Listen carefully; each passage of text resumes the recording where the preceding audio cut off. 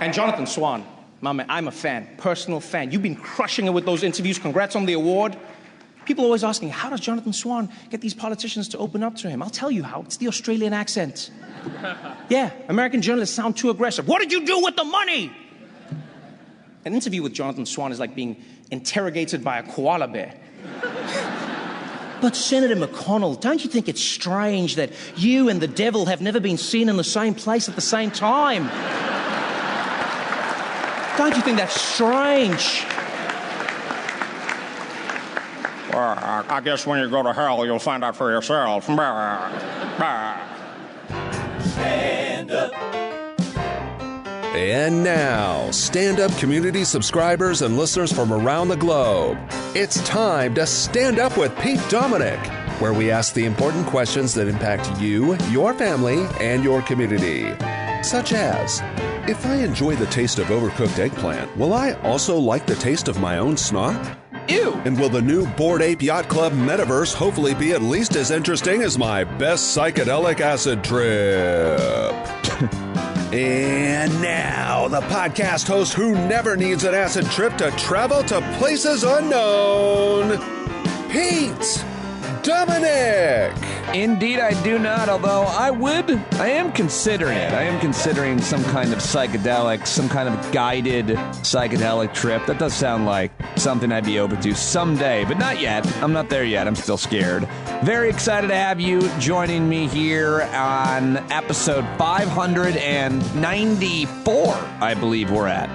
Which means we are scheduled to be at episode 600 a week from tomorrow, or the 10th of May will be episode 600 of Stand Up with Pete Dominic. I cannot do it without you. Thank you so much for supporting this program each and every day. Welcome to new subscribers. I'm going to read those names today. Welcome to May as well. This is the first show in May, and on the 12th, I'll do a special subscriber hangout where I will have some of your favorite guests here on the show make very quick and funny cameos. I'm planning it now, so let me know who you'd like to hear from or meet or ask a quick question to. Just reach out to standupwithpete@gmail.com and let me know who are the special guests you'd love to make a cameo on the 12th, the May 12th. Subscriber-only hangout celebrating 600. Just could never have done it without your support. Thank you to all the new subscribers who have just joined, and thank you to all of those of you who have been along the ride with me. So many amazing people out there. I talked to several of you over the weekend in different ways and methods, and so many different ways to connect with people on social media, much less phones. Okay, well, joining me today, I've got Danica Roem. She is a fascinating woman. She's actually the first out and seated transgender state legislator in American history. She was part of the historic group that flipped Republican seats in the 2017 election. She's a Virginia delegate, by the way. Prior to her political career, she was a journalist and a frequent guest in national media, and she's got a great new book out. It's called Burn the Page, a true story of torching doubts, blazing trails, and igniting change. Danica Roem is my guest today.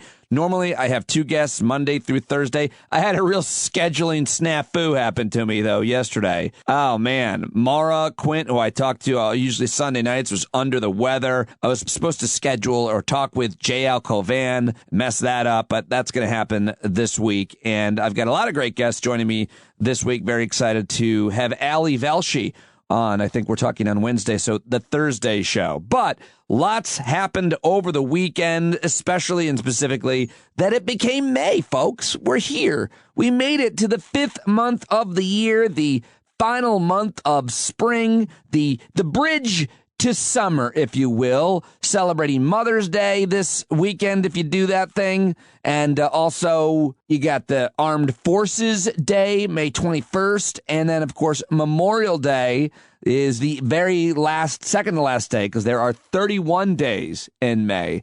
But the sun is warming, the birds are chirping, the flowers are blooming, and the garden is growing, folks. I've had a really good run. I planted seeds at the beginning of March under lights in my old studio, which is just in the corner of my one-car garage here in Clarkstown, New York. And I got tomato plants and bean plants, basil, and lots of cucumbers, and everything looks really healthy. I can't even believe it, but as soon as you put them out there in the sun, you got to be careful. You got to slowly acclimate them, and then temperatures. So we'll see how much success I have, but I've got a lot of plants, so many to spare. I'll buy some more at the farmer's market this weekend with all the Mother's Day sales. So that's what I take a huge amount of joy out of this time of year and all the things that I'm doing around the house to spruce it up and make it look nice as I stare out my shed window onto the bird feeders, the flowers, and all of the rest of the nature that surrounds me here in the backyard solar-powered garden podcast studio shed. All right, birds, that's enough. Thank you for stopping by, though. Appreciate that. Well, I hope you had a good weekend, and I hope you're feeling all right as we head into a new week, a new month, and it's time to get to the news. A little recap on what happened over the weekend. I, of course, started the show with a bit from Trevor Noah. The end of April also means the White House Correspondents' Dinner, and is back after a couple of years of course, not having it. Trevor Noah, the host of The Daily Show, was hosting it. President Biden did some jokes. It was fun. I watched it on Sunday just to catch up and grab a couple clips of it. Here is another good one from Trevor Noah. Just start off with some jokes, shall we?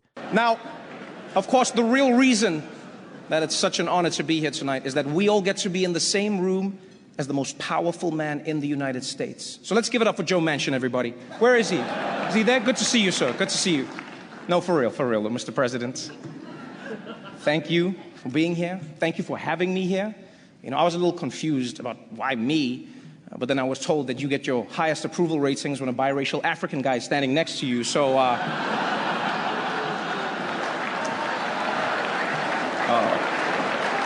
So let me just say, Joe, I'm glad that I could do my part. And hopefully this will work. I'm not actually him. I just did the voice. All right, now let's switch back and forth. Here's a little bit of Biden for you, some Biden bits from the White House Correspondents' Dinner this weekend. But I'm not worried about the midterms. I'm not worried about them. We may end up with more partisan gridlock, but I'm confident we can work it out during my remaining 6 years in the presidency. And folks, I'm not really here to roast the GOP. That's not my style. Besides, there's nothing I can say about the GOP that Kevin McCarthy hasn't already put on tape. Nice. At the same time, a lot of people say the Republican Party is too extreme, too divisive, too controlled by one person. They say that's not your father's Republican Party. Ronald Reagan said, Mr. Gorbachev, tear this wall down. Today's Republicans say, tear down Mickey Mouse's house. And pretty soon they'll be storming Cinderella's castle. You can be sure of it. All right. And not bad. Not bad. He's no Obama, but who is? Let's go back to the pro, a little bit more from Trevor Noah. Oh, by the way, before we really get going, a few quick announcements. Anyone here who is a Democrat in a swing district, I've been asked to remind you not to hand your resume to the cable news execs at your table until after the event, please. Thank you very much. Well done. Also, a quick note before people order their Ubers home tonight. Governor Greg Abbott is generously providing free buses for the Telemundo table. Very classy. Very classy. But man, what a room this is, huh? Look at this room. Everyone is here tonight. We've got politicians, huh? We've got the media, we've got celebrities, basically anyone who's been to Jeffrey Epstein's island. This is an exclusive event. In fact, coming in, I heard Meghan McCain telling the bouncer, do you know who my father was? And they were like, you have a ticket, you can just come in. But she insisted on telling them who her father was anyway. And I'll tell you, as somebody coming from Africa, I mean, I've just got to say, this is so exciting, to be at this swanky party full of Washington's most powerful people. It's not as exciting as Madison Cawthorn made it sound, but still very sexy. Well done, Trevor Noah. Now let's get serious. First with the president, and then we'll go back to one more. The ending of Trevor Noah's performance, he gave a very moralistic ending. First, the president.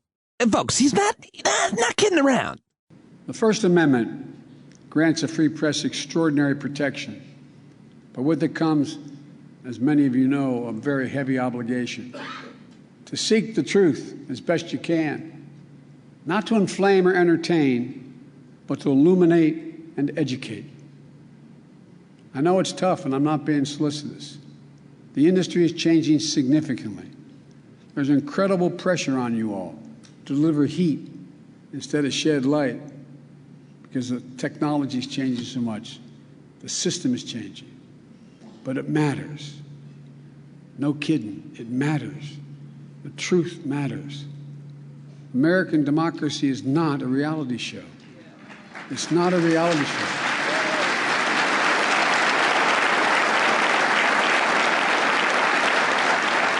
It's reality itself. And the reality is that we are a great country. Our future is bright. It's not guaranteed because democracy is never guaranteed. It has to be earned. It has to be defended. It has to be protected. As you've heard me say many times, there's not a damn thing this country can do when we stand united and do it together. And I know we can do anything we want to do. That's right. All right. Well, there goes President Biden wrapping up his speech. And now here is how Trevor Noah ended his. And so as we sit in this room tonight, people,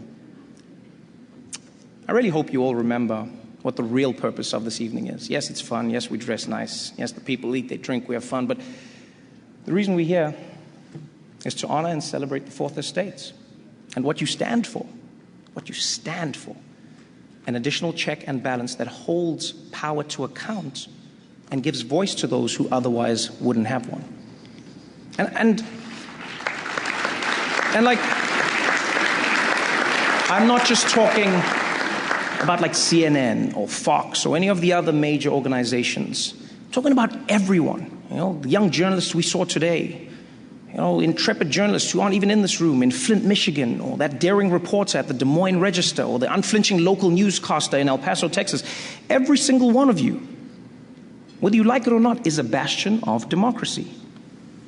And if you ever begin to doubt your responsibilities, if you ever begin to doubt how meaningful it is, look no further than what's happening in Ukraine.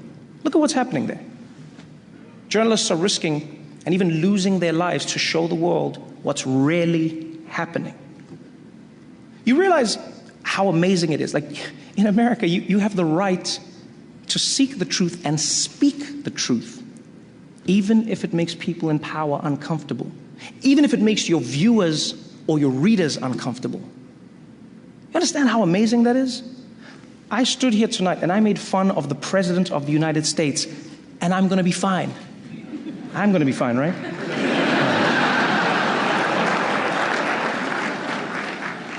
Do you really understand what a blessing it is? Maybe it's happened for so long that it might slip your mind. It's a blessing. In fact, here, ask yourself this question.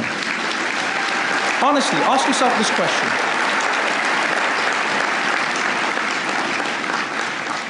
If Russian journalists who are losing their livelihoods, as you were talking about, Steve, and their freedom for daring to report on what their own government is doing, if they had the freedom to write any words, to show any stories, or to ask any questions, if they had basically what you have, would they be using it in the same way that you do? Ask yourself that question every day, because you have one of the most important roles in the world. Thank you so much for having me. I appreciate you. Please be careful leaving tonight. We all know this administration doesn't handle evacuations well. Good night, everybody. Thank you so much. One last shot. One last shot from Trevor Noah at the White House Correspondents' Dinner over the weekend, Saturday night. I've attended, I think, 5 of those in my life, and maybe 4, maybe 5, and it was always a real treat, a lot of fun, and you didn't always feel great about it because all the criticisms of it were accurate, but I was always like, screw it, I'm going to this party. It was always a great place to network and see people and be seen and all of that bullshit, but now I'm in the shed. I might go back to the glitz and the glamour at some point, but I certainly do like this more calm lifestyle, close to my family, ever since kind of COVID broke out, as did this podcast. Also, I didn't have a ticket, so that's the other thing. No one invited me this year. I mean, usually you got to be with attached to some kind of corporate media outlet or be some kind of very, very influential person or friend of. So it's a tough ticket to get. They don't sell them. They don't scalp them on the streets to just anybody. You got to be very well vetted and all that. But it was always great memories. I had great memories attending the White House Correspondents' Dinner with my colleagues, Sirius and CNN and everywhere else. All right, well, enough about that and the White House Correspondents' Dinner. Now let's move to the ongoing invasion of Ukraine by Russia. Nancy Pelosi made headlines when she took a U.S. delegation of only Democrats to Kyiv, and she met with the president of Ukraine. Some Republicans were supportive of her, but like, why didn't you bring us? The UN is blocked from delivering aid to starving Ukrainians. A small group of civilians evacuated Mariupol steel plant over the weekend. U.S. is going to seize Russian oligarchs' assets for Ukraine aid, according to Chuck Schumer, Senator Schumer. Russia says it's pulling out of the International Space Station over sanctions. And Samantha Power is talking about food shortages, another catastrophic effect of Russia's war. Here she is, by the way, on CBS's Face the Nation, the former U.S. ambassador to the UN under the Obama administration. Now she is the administrator for USAID and talking about humanitarian groups that have been unable to get food into Mariupol. Here she is on CBS Face the Nation. And that funding the president asked for this week is about $33 billion. Congress holds the purse strings here, and it took them about 3 weeks to get the aid passed last time around. How long can you wait for the funding that the president has asked for here? And what are you doing in the meantime to prevent things like a global famine? Well, first, let me express gratitude to the Congress for the prior supplemental package. We are spending that money now in Ukraine in order to meet humanitarian needs. You're right, not in Mariupol, where the city is besieged, not able to get that food in there, but there are vast swaths of Ukraine that have been newly liberated by Ukrainian forces where there's desperate need, everything from demining to trauma kits to food assistance, since markets are not back up and running. And so that assistance is flowing. Okay, Samantha Power on CBS Face the Nation. And let's stay there where they had national security correspondent and guy with most amazing voice, David Martin, on, saying that Vladimir Putin's efforts to advance Russian troops in Ukraine have been, quote, slow. Here's more from David Martin and his folksy, cozy tone that makes describing the horrors of war just a little bit easier to hear. This is, on the calendar at least, supposed to be a key week driving towards May 9th, a holiday in Russia that Vladimir Putin apparently puts a lot of weight on. What wins will his military actually be able to deliver to him? Well, I don't think they're going to get all of the Donbass, which is what he has said he wants, by May 9th. On Saturday, Russian forces made no advances on any fronts. Earlier in the week, their progress was being described as plodding, slow, uneven, incremental, pick your word. But it was progress. And if you look at a map of Ukraine before the war started and the front lines today, Russia has seized a lot of territory in southern and eastern Ukraine. Now, he still has a ways to go in order to get all of the Donbass, and he's extremely unlikely to get that by May 9th. But if the Russians keep up with these steamroller tactics of using artillery just to level everything in front of them and then advancing a few kilometers and doing it all over again, the fact that the Russians aren't able to produce a victory for Putin by May 9th is going to be small consolation for the people in the path of that steamroller. All right, there you go, David Martin, who sounds like he's always broadcasting from in front of a fire, but you can't hear the fire, you just know it's there. And in a sweater, probably some kind of nice cotton or cashmere cardigan. Okay, sorry, Vlad, here is now Nancy Pelosi, Speaker of the House. She was in Ukraine with several other Democratic congressmen, and she said, here's how you got to handle bullies while she was there. Do not be bullied by bullies. If they're making threats, you cannot back down. That's my view of it. That we're there for the fight, and you cannot fold to a bully. I think she was talking about Vladimir Putin there, but she could have been talking about Trump. Could have been talking about anybody in her career. But there's a little audio for you from Nancy Pelosi while in Kyiv over the weekend. Here with more reaction from ABC's This Week with George Stephanopoulos. It's the Ukraine's own Oksana Markarova. She's the ambassador of Ukraine to the U.S. She's made a really strong impression on anybody who's watched her and many of her media appearances. Listen to this. One sign of that support from the West is the visit of House Speaker Nancy Pelosi and the congressional delegation with President Zelensky today. What more can you tell us about that visit?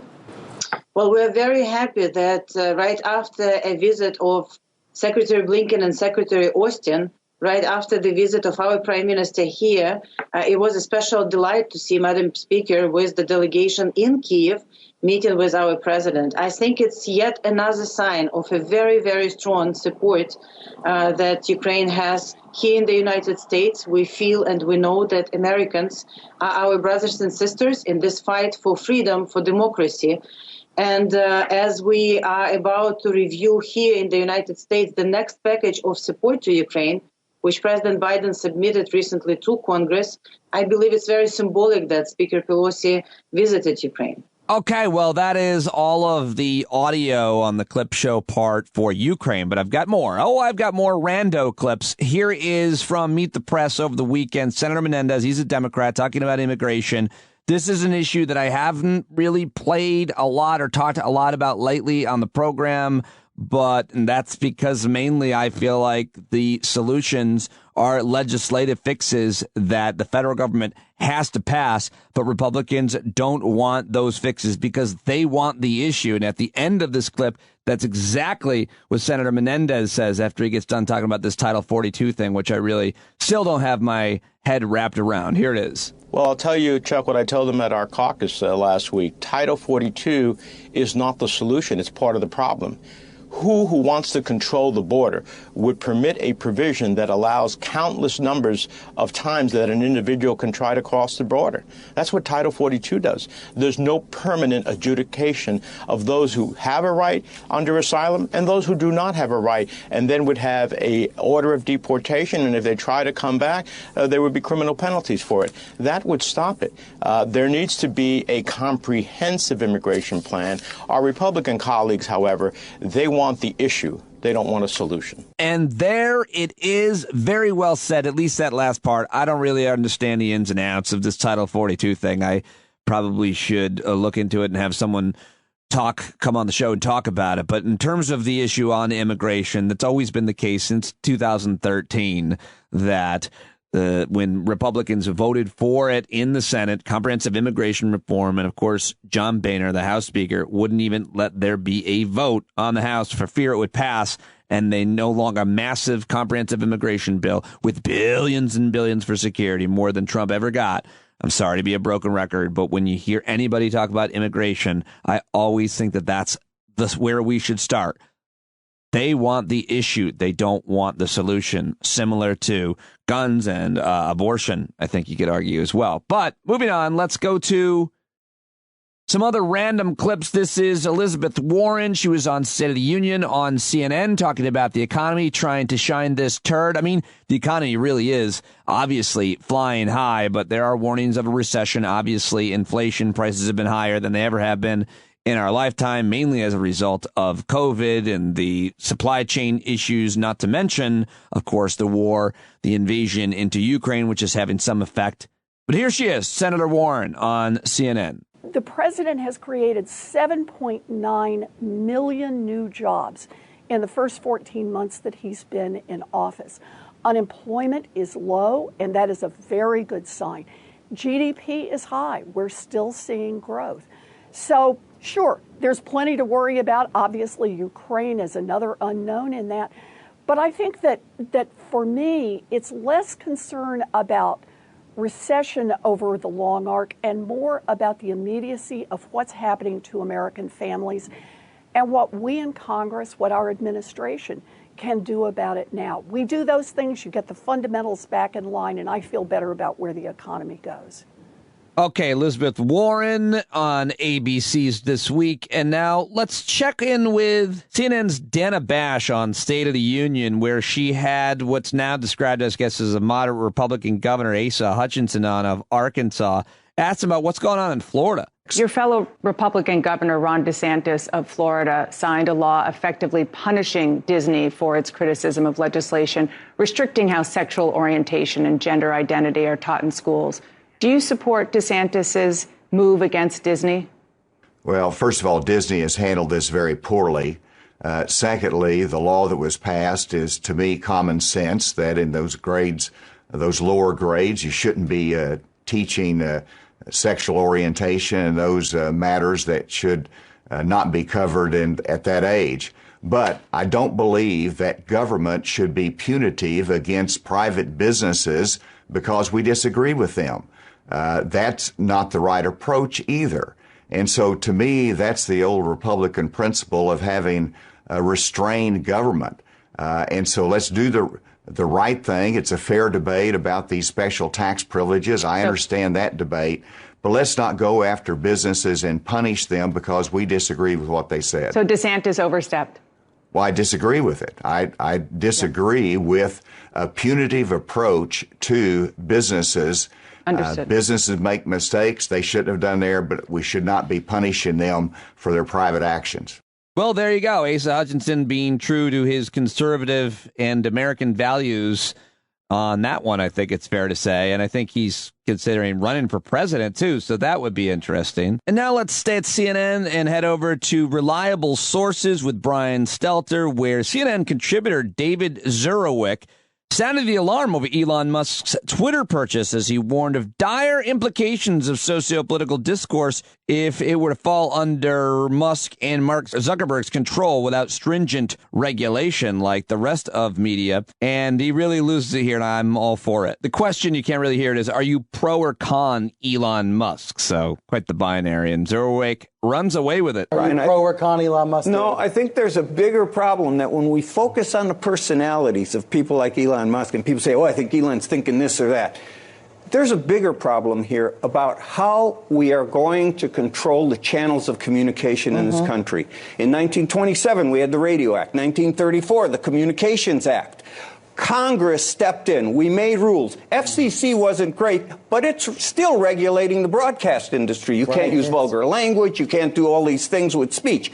We gave over our what amounts to our airwaves or our internet waves to Mark Zuckerberg and Elon Musk. And we are in so much trouble because those guys believe in making money. We've already seen that with the 2016 election and Zuckerberg when he was taking rubles for ads from Russia and saying, oh, I think it's crazy to think they had any influence on this election. Musk is the same. Musk doesn't want it. Oh, you know, he's upset with the SEC, tried to, how dare they question him? You know what I'm saying? This is dangerous. We can't think anymore in this country. We don't have people, no, I'm serious, we don't have people in Congress who can make regulations that can make it work. I think we can look to the Western countries in Europe for how they are trying to limit it. But you need controls on this. You need regulation. You cannot let these guys control discourse in this country or we are headed to hell. We are there. Trump opened the gates of hell and now they're chasing us down. Wait, All right. Stelter's trying to get in and take his show back and either go to commercial or somebody else. I think he thinks Zurowick went a little too far. I don't. I love that. All right, now let's head back to CBS, where a disgraced former Trump administrator, COVID-19 response coordinator, was selling a book, and I did think this was interesting, what she had to say when I heard it and wanted to share it with you. We're now at close to 1 million deaths. Infection rates are going up. Hospitalizations are going up. I think it was just about 18% on the week. Do you think we are done with these massive waves of infection? I like to look at the whole spectrum of the last 2 years. And so if you look at what we've been through, we went through a mini alpha variant surge in the same locations last year at this time. Then we went into that lull of May where everybody thought it was over. and middle of June, and then we had the predictable surge across the South. And what you need to be looking at is global data. So I follow South Africa very closely. They're good about testing. They're good about sequencing and finding their variants. They're on a upslope again. Each of these surges are about 4 to 6 months apart. That tells me that natural immunity wanes enough in the general population after 4 to 6 months that a significant surge is going to occur again. And this is what we have to be prepared for in this country. We should be preparing right now for a potential surge in the summer across the southern United States because we saw it in 2020 and we saw it in 2021. Okay, so that'll be very interesting to watch. We have so many more ways to track and treat COVID, although I've been word of mouth hearing about the surge, hearing more and more people getting COVID again lately. I don't know about how it is in your neck of the woods. But all right, let me just play these final 2 clips to make fun of the former president, Donald Trump, who was over the weekend. He did a rally and he got very confused. He appeared to forget who he'd endorsed in Ohio's Senate race 2 days before the state's primary election, and he combined the 2 frontrunners, J.D. Vance and Josh Mandel. He was at a, quote, Save America rally in Nebraska on Sunday with a bunch of other cult followers whose hopefully crowds are starting to dwindle. I'm not sure exactly what the attendance was. Here he is, a very confused, disgraced former president in a clip that went immediately viral. That's what they're waiting for. They're waiting for one race. You know, we've endorsed Dr. Oz. We've endorsed JP, right? J.D. Mandel, and he's doing great. They're all doing good. It's like he realized it while he was doing it, that he had messed up badly. Anyway, someone made a Twitter account for J.D. Mandel saying, vote for me. My name is J.D. Mandel. I'm a Trump-endorsed Republican running for Senate, Ohio. If you're a proud GOP supporter, write me in on November 8th. So maybe it's already, this tweet is going viral. Whoever created at J.D. Mandel for Ohio. Congratulations. Well done. And now Trump was in Nebraska there to endorse a guy named Charles Herbster, who's running for governor less than 2 weeks until the primary. And this guy has been accused of groping 8 women, which is why Trump went out there to endorse him, because he loves that. He loves when men are accused of horrible things. He gets right out in front of it. He has been accused of sexually assaulting multiple women. Read about it at like any news outlet. The Washington Post has a good story about it. That's Charles Herbster. And this is what Herbster had to say at the rally, by the way. We're going to take sex education out of the schools and put it back in the homes where it belongs. Okie dokie. Okay.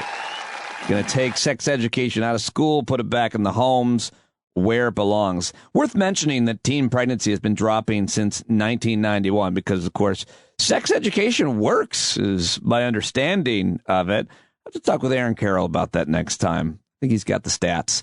Okay, one more clip for you. I am the audience warm-up comedian at HBO's Last Week Tonight. We tape on Saturdays, and this Saturday was Season 9, Episode 9.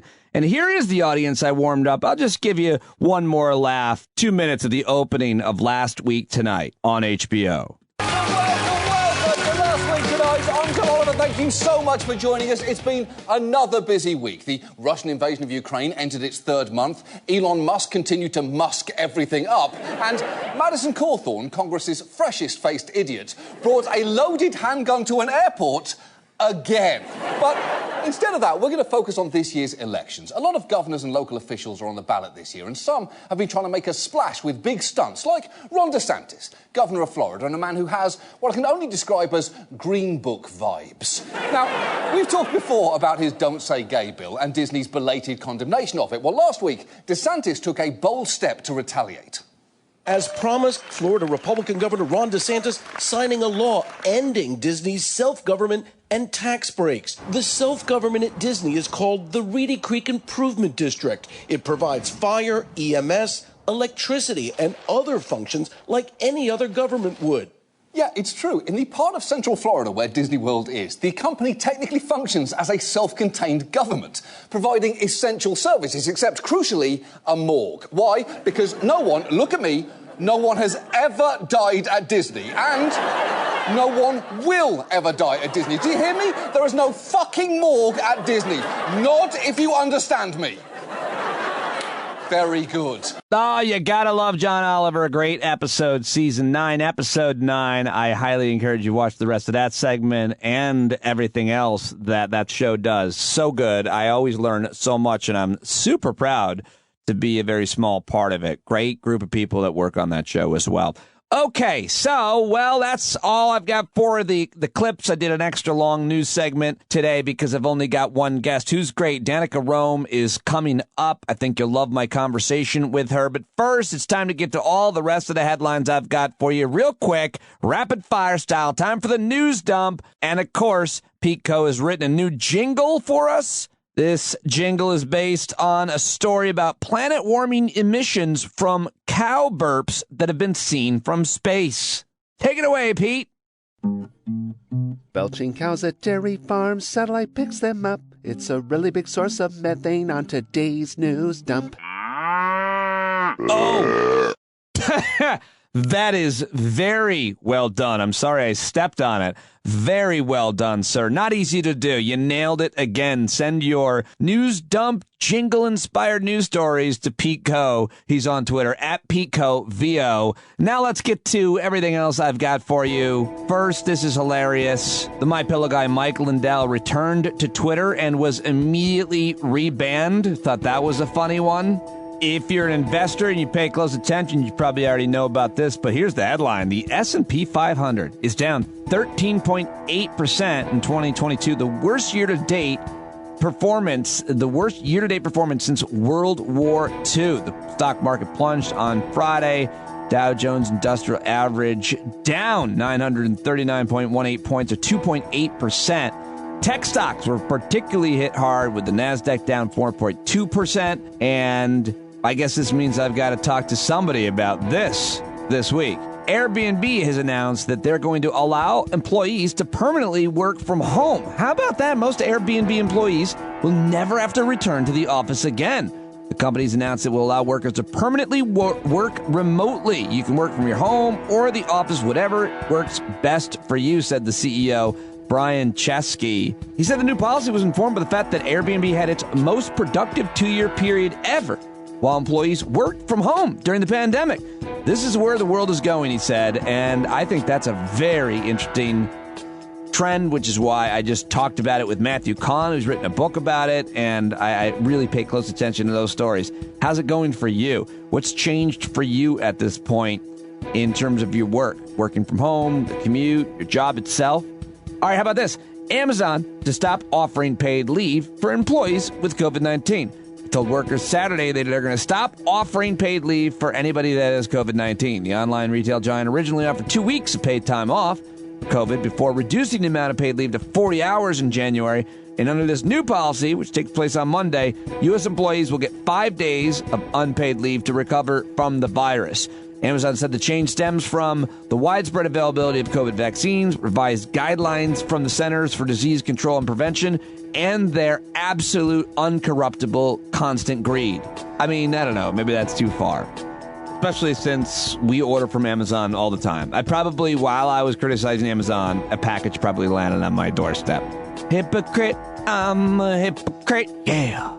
Wildfires continuing in New Mexico. Over 1,000 firefighters backed by bulldozers and aircraft battled the largest active wildfire in the U.S. after strong winds had pushed it across some containment lines and closer to a small city in northern New Mexico. But calmer winds on Saturday aided the firefighting effort after gusts accelerated the fire's advance to a point on Friday when, quote, "we were watching the fire march about a mile every hour," said Jason Coyle, a fire operations official. Crazy fires in New Mexico right now. And the Moderna company, whose juice I have flowing through my body, which of course is a temple, they're saying that its vaccine for ages under 6, people under age 6, will be ready for U.S. review in June. Moderna's vaccine could be the first to win U.S. approval for children under the age of 5. Pfizer also expects to have its vaccine data for children under 6 ready by the June review as well, though. And finally, I mentioned May has kicked off. I found out in my prep tonight for today's show is also International Compost Awareness Week, May 1st through 7th. How about that? The largest and most comprehensive education initiative of the compost industry, celebrated nationwide, many other countries each year during the first full week of May. The goal of this week, ICAW, is to work together to raise public awareness on why we should all be composting our organics, recycling, and using compost. So check that out at compostfoundation.org and let me know. Email me if you don't compost. Why don't you? And if you do, how do you? standupwithpete@gmail.com. I'll read a few of those on tomorrow's show if I get any email on that. We've been composting for years here, and I love it. It's such a great way to get rid of food waste and create fertile soil for those little baby plants I'm growing in the under the lights. All right, that's all I've got for you on today's news dump. And now, time to get to my first guest, but I do want to give a shout out, and I'll try to do this maybe at the beginning of every month, to new subscribers and some who have either resubscribed or even maybe added a subscription, which it looks like Cassie Rice did. Thank you, Cassie. You're the greatest. I love you. Welcome to Susan Vangenhoven, Judson Hale, Julie Funk. Hey, Julie. J. Rod Order. It just says Tom. I don't know. Tom Slater, is it? Carolyn Acosta. So great to have you. My old friend Lisa Green, who I caught up with recently and just subscribed. Rachel Geely. Connie Guess. Hey, Connie. Thank you very much. Shannon White as well. Desiree Goebel with, I think, another subscription. Tom Cologne. Kathleen Irani. Kara Ann O'Connor, the great Kara O'Connor, who I love and was a longtime caller of the old show, I think resubscribing or adding. And Cindy K with a very generous subscription. Thank you, Cindy. You know I love you. Oh, wait, there's one more. In April, I didn't mention Ray. Welcome to the community, whoever Raymond is. All of you, I am so happy to have you. I hope to see you at a hangout. I hope to talk to you, to connect with you, to learn from you, to hear from you. I can't do the show without your support. And the goal is, a modest goal right now, is to get to 1,000 subscribers. We hang out around 800. Sometimes people's credit cards expire. Check on that. That happens at the first of every month. And you won't be getting the daily email anymore. If that's the case, you won't be able to join us at the Hangouts because you won't be getting the link. So please check on that. And now let's get to my first and only guest of the show, who is a Virginia delegate who made national headlines when she became the nation's first out and seated transgender state legislator. As an unemployed, uninsured, 33-year-old former newspaper reporter and heavy metal frontwoman, Danica unseated Virginia's most notoriously anti-LGBTQ lawmaker, a 26-year incumbent, and altered what's possible in American politics. But before Danica made history, she had to change her vision of what was possible in her own life, it says here on the book jacket of her amazing book, Burn the Page, a true story of torching doubts, blazing trails, and igniting change. You can find Danica on Twitter at PWC Danica. Her website is Delegate Danica Roem, ROEM.com, Delegate DanicaRoem.com. Ladies and gentlemen, from Virginia's House District 13, the author of Burn the Page for the first time on Stand Up, it's Danica Roem. There she is. Hello, Pete. How are you? I'm not worthy and I'm not ready. I'm telling you right now. I'm glad we're both dressed in our pull-up vest right now. Thank you. I literally just was like, "What? I'm wearing a fucking hoodie. Let me go put something on." Yeah, I'm also wearing a hoodie, and I feel like this is something on. Except for the hair. Thank you so much for joining me on Stand Up. I'm so super excited to have you. I think you're such a superstar, and I love the new book. Congratulations on its publishing. Burn the Page, a true story of torching doubts, blazing trails, and igniting change. Thank you for joining me. Absolutely. Thank you so much for the invite. I'm so grateful to be with you here today, Pete. Let's just start with the kind of the positive before we go into the book. And I mean, you have an amazing sense of humor, and this is such a great memoir and so important and relevant now. But I just wanted to start with something positive, which is, what have you heard from people as you've come out publicly and as you campaign and even when you were elected? I'm sure that you have been an inspiration for so many. What are the nice things, positive things that people say to you as a result of what you've accomplished? Well, let's just start with the results as opposed to just what people said.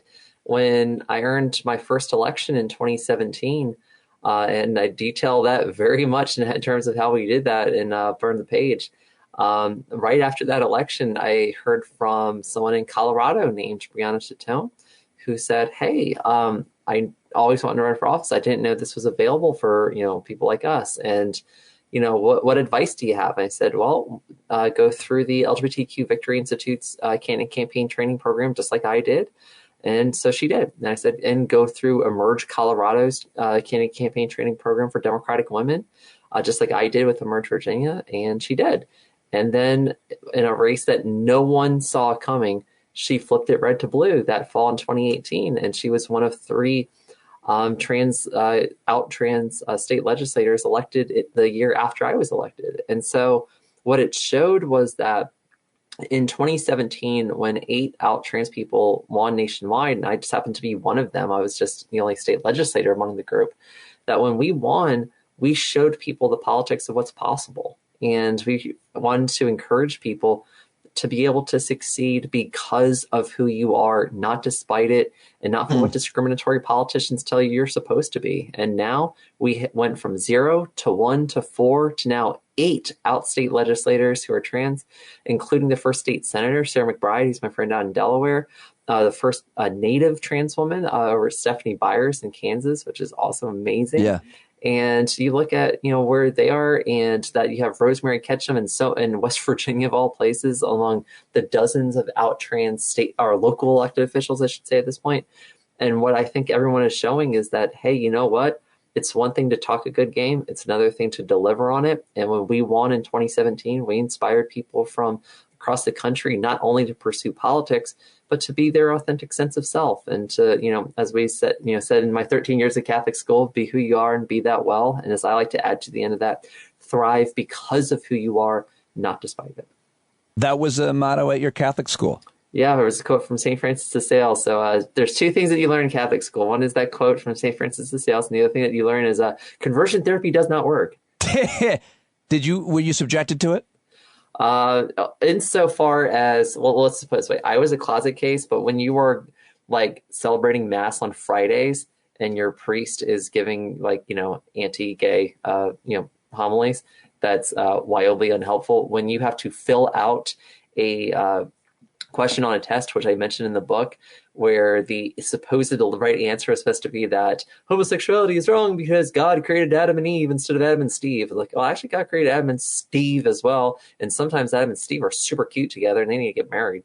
So, just like we had constant, affirmations of being LGBTQ is wrong is the way they would put it, because they would tell you to love the sinner but hate the sin. And I said, well, then, hey, wait a minute. Then that means that you're saying that I need to hate the very core part of my identity that allows me to be loved, to fall in love, to express love to someone else. And, I don't believe that that's right. And so, now I'm just in a position where I get to have a platform where I can tell people to be their best sense of self, which is what I really hope we accomplished in this book, because I think what I set out to do with it was encourage people to set fire to the stories they don't want to be in anymore, and own their own narratives. I love that, and I want to get to that. But you talk about how you identify. We all talk about how we identify and who we are, maybe at our core, as you just said. But you're a very complicated person in that you're a very layered person. You have a lot of interests. You've lived a lot of lives, and the chapters in your book, for example, are titled Loser, Lifer, Metalhead, Hack, Drunk, Vagabond, Whore, Danica, Sellout, Headliner, Showtime. And I just think that's a great way just to lead into, who are you? Who were you as a young person? Like, what was your childhood like? You write about it, and I always think it's a really interesting thing to talk about with anybody in an interview, much less in life, but certainly with you. Well, so along with being a transgender metalhead reporter, yogini, stepmom, vegetarian, just your run of the day, just run of the mill every day, a cat mom, really. What I would tell you, though, is that, like, when I was a kid... I'm sorry, did you just water your entire identity down to cat mom? I had to do that. That seemed unnecessarily One of my two little guys is just hanging out right here. He's my tuxedo, my polydactyl. How many cats do you need to own or take care of to identify as cat mom? Really, I mean, like one is the bare minimum, but I strongly recommend 2+. Okay. Three I is interrupted also you. an acceptable number. Yeah, sure. Sorry, I interrupted you with as you were talking about how you identify. Yeah, you know what's funny though is like I've had animals almost my entire life. There's a couple months in my life where I have not had pets. So that's a cool thing. And why do you hate dogs? What was that? Why do you hate dogs? Why do I?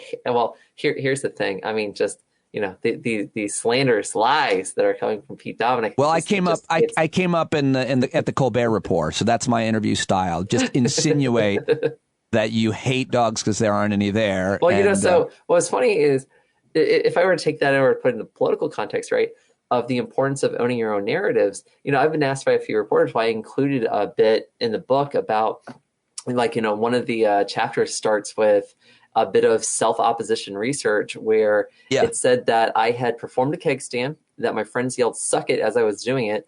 And then they said that I had thrown the keg through a window seriously. I was like, whoa. Okay, look, first two, did I do a keg stand when I was 23 years old? Yes. Did my friends indeed, in their kindness of heart, yell, "Suck it," as I did it? Also, yes, because that is absolutely my friends, and 100% of them watching this would very much enjoy that.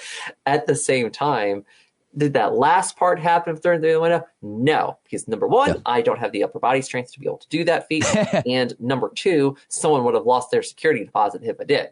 And that did not happen. So, there's a bit about just I put that in there because I want people to see that the things that are about you out there online, not all of it's true. And some of the stuff that when other people are telling your story, that means that they can get things wrong, incorrect, and sometimes they have malicious intent. And we have to own our own narratives to make sure that who we are is accurately portrayed in the world so we can be our authentic sense of self no matter who we're around. It's so hard to accurately portray or to own your own narrative now because someone can go on Facebook and write Danica Roem anything they want, and you're immediately on the defensive, which looks bad, and you've already lost the narrative. How did you combat that in your campaign and in your life? Sure. So the first thing is that campaigns are based on contrast, and my contrast to any negative campaign was to have very specific action items that people could see and they could visualize right in front of them, where I wouldn't just talk about vague concepts like transportation, jobs, schools, healthcare. It was fixing Route 28 with innovative intersection designs along the 28 corridor between Manassas Park and Yorkshire. The 6-lane and multimodal 6-lane that's happening in front of the Centerville multiplex right now, as well as removing all the traffic lights at 66 and 28 interchange, which by the way is actually now done, which is awesome, amazing.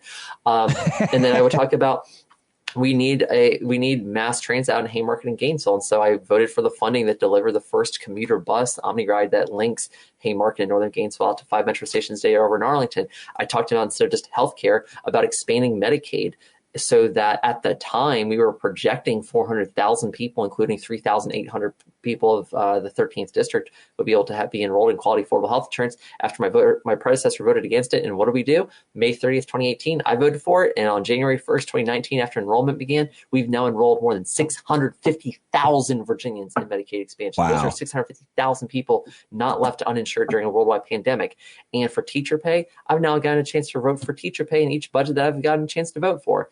And I say all the nerdy, wonky stuff because I want your listeners, your viewers, to just really understand that this is what your public servant legislator or even your local legislator is supposed to be doing, the core quality of life stuff.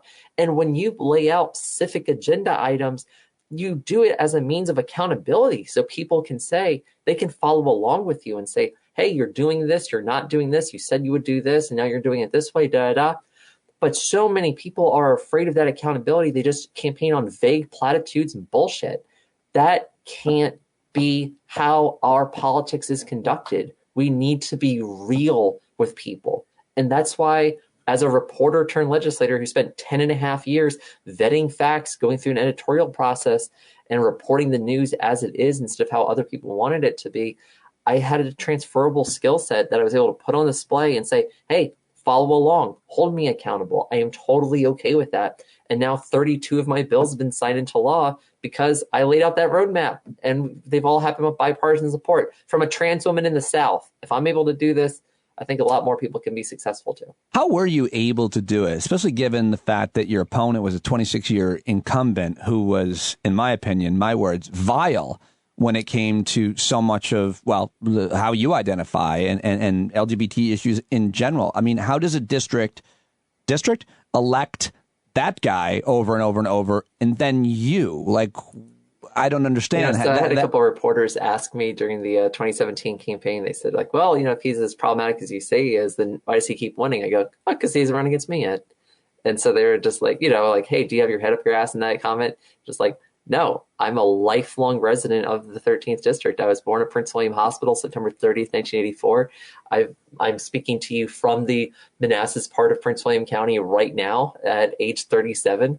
This is my home. And I covered it as a newspaper reporter for 9 years, 2 months, and 2 weeks from 2006 to 2015, when I authored more than 2,500 news stories about the greater Prince William area, which is all to say I know the issues of my community. I was willing to hustle by putting myself out there and knocking a ton of doors. We had a ton of volunteers, raised a bunch of money. We executed all the fundamentals of running a good campaign. And for the first time in the 26 years that he had been in office and running for office, he was out-organized. He had never been out-organized in a campaign before, and we did it. And I hope that we can show that as a model to encourage people to get behind those of us who don't always come from central casting. I was unemployed, uninsured, driving a $324 92 Dodge Shadow when I kicked off that campaign.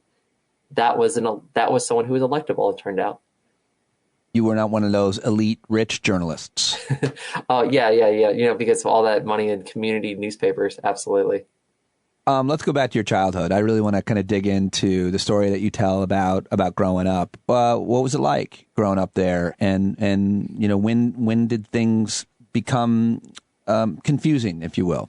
No, well, so, I knew I was trans by the time I was 10, but at the same time, I didn't have a lot of people to talk to. I only knew one out gay person by the time I even graduated high school. And, he was 2 years older than I was, and, he's a friend of my sister's. And after that, that was it. And so I didn't have representation. I didn't have people who were going to understand what this life is like. And when I would see it on television, it would be like watching daytime talk shows like Jenny Jones and Jerry Springer and Maury Povich and whoever else. And often, trans people were presented as caricatures. They weren't presented as real, right? And we were often the villain in movies and, stuff like Ace Ventura and Silence of the Lambs. Otherwise, I watched Ace Ventura. I laughed when I watched it. And that was also a lot of people's first introduction to what a trans person is, who is made out to be the villain. And when someone is not commonly portrayed and the first portrayal of that person is negative, that informs how people think about them. And in Silence of the Lambs, amazing movie. At the same time, when that is how people learn about trans people, it can be very problematic. And so, growing up here, I write about in the book, about, playing baseball and, there's like the one girl on the team and, the guys would say whatever about her. And I was like, I just want to wear her pink scrunchie, and I didn't have people to just confide in about this. It was just, so instead I had to explore that kind of survival toxicity almost of, that form of masculinity where you're, sexist and misogynistic toward other people just because it's just like, oh, guys don't talk about girls like that. They're either, oh yeah, she's hot, or oh, she's ugly, or they would, or you insult or whatever. You're not like, oh, hey, I love how you did your French braids today. It's just internalizing a lot of that was, on the one hand, you could call it a survival mechanism, coping mechanism, whatever it is, overcompensation clearly. And at the same time, I hope that the mistakes I made as a kid, I've now been able to, do something to make up for in terms of my advocacy, especially as the new executive director for Merge Virginia, where my job is to recruit and train Democratic women to run for office, trying to empower women instead of talking down and trying to, get people to believe that we can accomplish anything just as any guy can. And so I really want to make sure that when people are reading Burn the Page, that they see that very raw bit of humanity that does come from my childhood. It does come from, what it's like growing up as a closet case in the South, where, my district includes the first battlefield of the Civil War. This is, this is not the part of Virginia. It's Arlington, Alexandria, or Charlottesville, or Williamsburg. Right. This is Manassas. This is Manassas. So we got more things named after Stonewall Jackson here than we have named after Starbucks. And yet you won this election. I think it says a lot about you and how, as you talked about how you campaign. What was your relationship like with your parents? Well, I mean, my dad killed himself when I was 3 years old, so and it was very intentional and very violent. It was, he immolated himself in the backyard. And, so my mom, he immolated himself, you said? I'm sorry? What did you say? He immolated, as in like he took gas canister, poured it over himself, and lit himself on fire. Yeah, that was 2 days after Christmas in 1987. So, that was, when I was 3 years old. And, and by the time I was 7, my grandmother, who I also lived with, she moved in with my grandfather after my dad died. She had Parkinson's, and so she ended up dying. And so 2 of my immediate family members who I had lived with, died by the time I was 7. And, I write about in the book, some of the other, traumas and stuff from my childhood and everything. But, in my mom's case, she was responsible for, in 1987, that day, she was now responsible for raising 2 young kids, aged 5 and 3, having a brand new mortgage that she just got that passed in May, and dealing with aging parents who she would be responsible for, and all while having to battle a horrendous commute to get to her job, and a commute that she did for 40 years, and so my mom and I are very different politically, and an Italian household, argument is communication. So, that was and still is very, very much how we talk and stuff. But I learned my resilience and my, perseverance from my mom. And, it was just so funny in 2017. And I mentioned this in the book. I was like, there is nothing that the Republicans were going to throw at me in terms of a debate. No, never mind the fact that Bob Marshall refused to debate me, whatever. But I was like, there's nothing you were going to throw at me that I hadn't already heard from my mother. My Fox News watching, union labor hating, Republican voting ma, so hadn't voted for a Democrat for president since 1976, and quote, and that was a mistake. All right. Right. That's where I come from. This Italian Sicilian Bronxite who's tough as nails. And at the same time, my mom, her, just everything that she did to make sure that our family could stay together and to grow up with at least some level of normalcy. That resilience is the most profound thing I've ever had in my life. That's a wonderful way to look at it, and such an important view. And for people to understand, we can be on such opposite ends of so many different ideas and issues, especially as people get radicalized by media, all types of media, and yet still care for each other, one another, and family and friends especially. But it's hard. It certainly is hard. Tell me about the opposition research that you had done, what you found out, and how you included that both in your campaign and the book. And that's, in some extent, where the title comes from. Yeah, sure. So in the book, every chapter leads with a hit on me in some way, right? And so some of that was self-opposition research. We want to know what stories about me were out there on the internet, true, not true, or any other places for that matter. And, so I paid someone to dig it up, and like I was a investigative reporter. I know how to do that stuff myself. And I did. And when the book came back at first, I was like, this part's wrong. This is wrong. This is typo, all this other stuff, And, so I was putting my own, reporting and editing, skills to use, when I was seeing it. But just simply seeing what was available in terms of hits and stuff, I was like, okay, that helped me understand at least what stories other people would potentially want to tell about me, right? So that was a start. And then there were negative newspaper headlines, editorial that was, highly critical of me. There was all the mailers, my favorite part, the Republicans' mailers against me that were so just, well, one, stupid, but second, just like they were so far out there. And my favorite part of any of the chapter titles and stuff is that the very last one for epilogue, because one of the mailers that they sent out against me said, Danica Roem wants a book deal. And yeah, that's the title for the epilogue, because I got Danica Roem wants a book deal. Now it's Danica Roem, or the way I would have put it is, out of work reporter wants to keep writing. And yeah, it turns out I did. I love it when you do. It's always a funny joke structure to use negative tone about something amazing. Oh, yeah, absolutely. There's a lot of that. Woman lives with and loves her cats.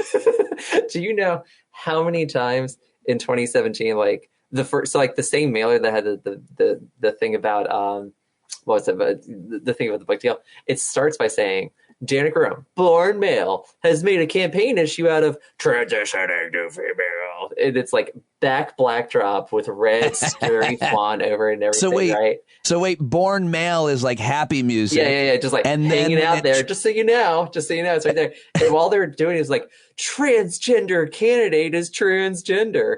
Oh my God. And who's supporting transgender candidates, transgender campaign? Other transgender people. And then the what is the song from The Empire Strikes Back? The Empire March. Bum, bum, bum, bum, bum, bum. Like then just you in a stormtrooper helmet.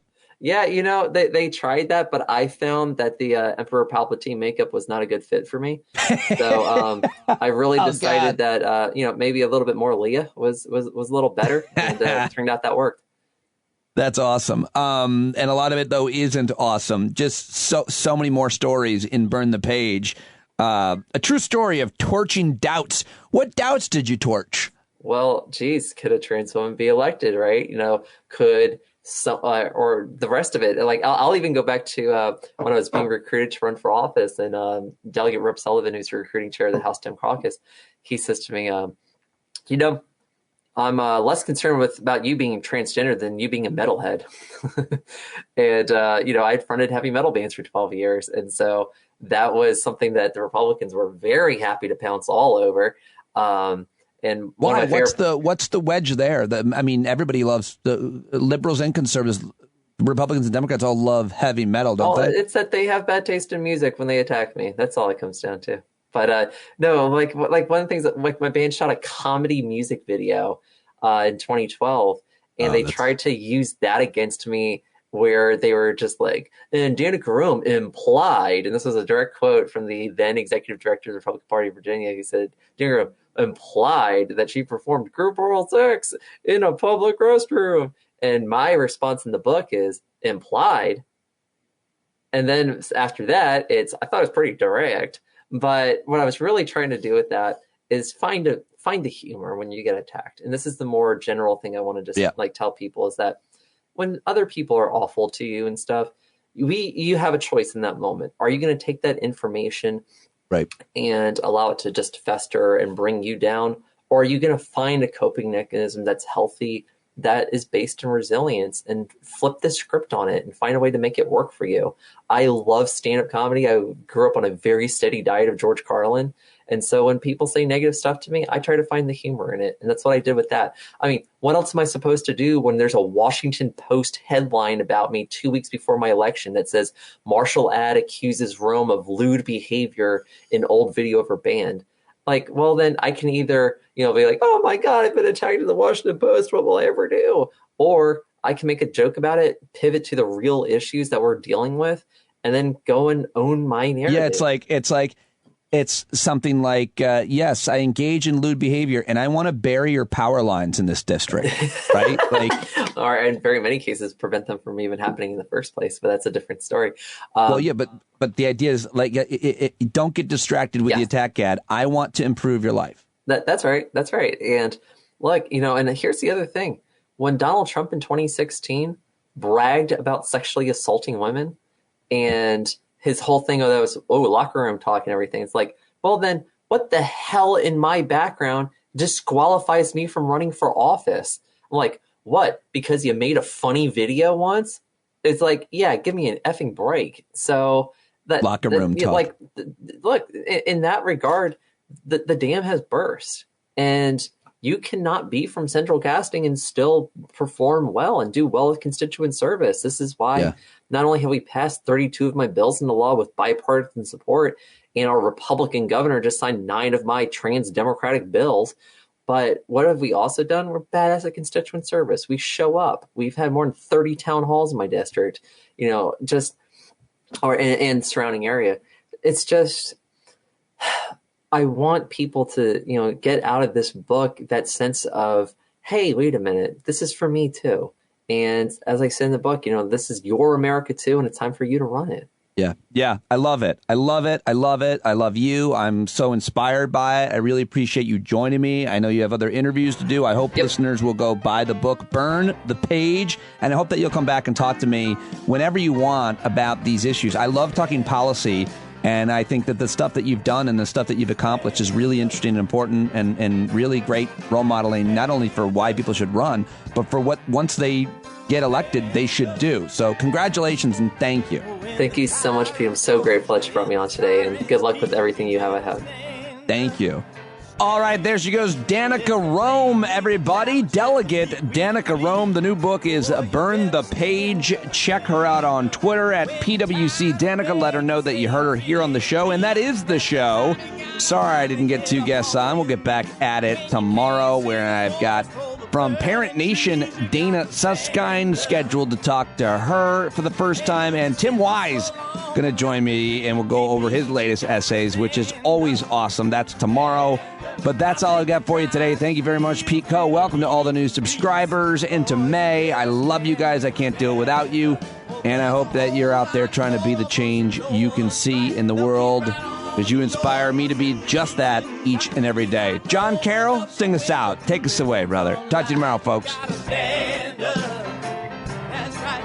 You got to rise up. You got to stand up. You got to stare the devil straight in the eye. We got to let him know it's his turn to go. See it clear when all you hear is a lie. Don't get up off of your butt, get down off of your fence. Even if it ain't a very friendly audience, well, they'll begin to listen when you start making sense. And you stand up, stand up. No need to point your rifle to defend your town. Just stand up, stand up. You know they can't deny you what you're laying down. Boy, you better stand up, stand up. Show your face of every color, yellow, black, red, and brown. She's the place where every lost child will finally be found. There's only one thing to do before we stand our ground, and that's stand up, stand up. Well, the founding fathers saw a land for all. They had to stand up, they had to stand up. They had a keen imagination for a crystal ball, drawing all the plans of stand up. But all they had to go on was the time they were in, with other causes for laws, and since they weren't even sin, they knew that change was gonna come before the change could begin. They had to stand up. All right, they had to stand up. We got to stand up. We got to look the devil square in the eye. We gotta let him know it's his time to go, and make it clear when all we hear is a lie. Why you lying awake wondering where the money all went? It'll be the cost of freedom that'll go unspent. You can see him flee the scene of that experiment if you stand up. All right, we got to speak up. We got to reach up and raise your voice in every way you know how. Don't be toes up. You got to show up. Ain't no better time to do it but now. No need to pledge allegiance to no wanton tribe. Rise up and show obedience to the voice inside. And listen well and it'll tell you not to run and hide. It says stand up.